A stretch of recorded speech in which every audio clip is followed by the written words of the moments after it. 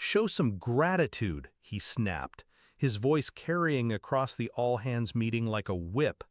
The room went quiet. Dozens of faces turned toward me, waiting to see if I'd fold. I didn't. Instead, I clicked the remote and projected the retention chart onto the screen. Two trend lines lit up in bold colors, one plunging downward, labeled "Before Me," the other a sharp climb upward, labeled "After Me." His jaw tightened. The CEO pressed his palms together, staring at the screen. Then, slowly, he dropped his face into his hands. I first met him on my second week at the company.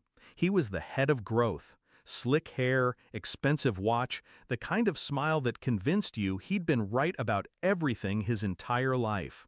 He shook my hand too tightly, looked me up and down like he was measuring whether I'd be useful. "Stay out of the way," he said with a smirk. "Growth is my kingdom." I laughed then, naive enough to think it was a joke. I was hired to fix client retention. He had failed at it for years, but no one dared question him. Numbers don't lie, but he had a gift for burying them under jargon and bluster. I didn't come here to dethrone anyone, I came to work. At first, I tried to collaborate. I'd share insights, build models, suggest strategies. He'd nod, then walk into meetings and present them as his own. My name disappeared from decks. My work, rewritten in his language, became his brilliance. I noticed the shift in the whispers. Executives praising him for the sudden improvements. Colleagues congratulating him in hallways. Meanwhile, I was left with the late nights, the hard problems, the invisible labor. But I didn't protest. Not yet. Because I wanted to be sure. The evidence revealed itself slowly. A misplaced Slack message, him bragging to a colleague about cleaning up my mess before anyone notices. A forwarded email, stripped of my name but still containing my phrasing word for word. The final proof came in the form of a board memo he wasn't careful enough to hide. He'd written a glowing report about his strategy, his client management overhaul, his retention miracle. My charts, my conclusions, his signature. That's when the cold clarity set in. He wasn't going to stop, and I wasn't going to let him. I changed my approach. No more sharing freely. I documented everything. Timestamps, drafts, emails, version histories. I built a trail so clean no one could deny it. And then I set the trap.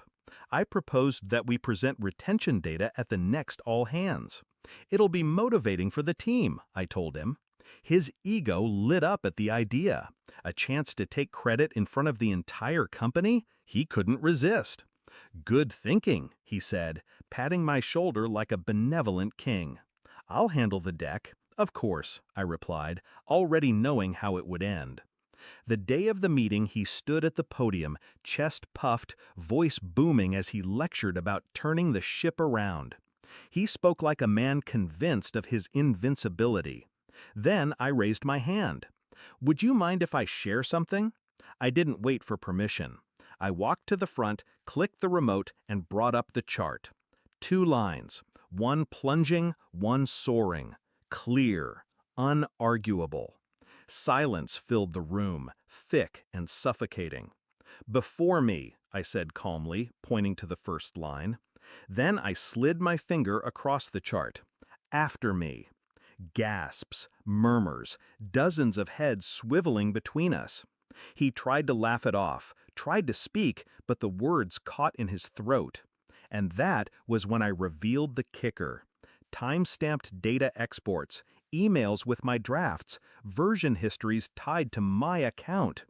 I had woven them into the slides, invisible until I pressed the final key. Receipts laid bare. The CEO leaned forward, staring at the evidence. His face grew pale.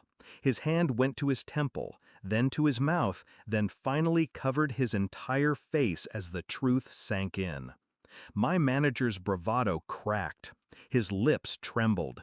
His eyes darted around the room, searching for someone, anyone to save him. But no one moved. They just watched, the way you watch a ship sink from shore. He demanded gratitude. He got silence. The fallout was immediate. HR called me in. Legal reviewed everything. My trail was airtight. Within days, the narrative flipped. His name was stripped from reports. His title revoked. His office emptied. I was promoted. Not because I begged, not because I fought, but because the numbers made the case for me. Numbers and patience. When I think about that moment, the chart projected his face unraveling, I don't feel guilt. I feel justice. He thought volume was power. He thought ownership was just whoever spoke the loudest in the room. But in the end, it wasn't my voice that defeated him. It was the evidence. And when the CEO buried his face in his hands, I realized the truth. Gratitude isn't demanded, it's earned. And I had earned every single line of that chart.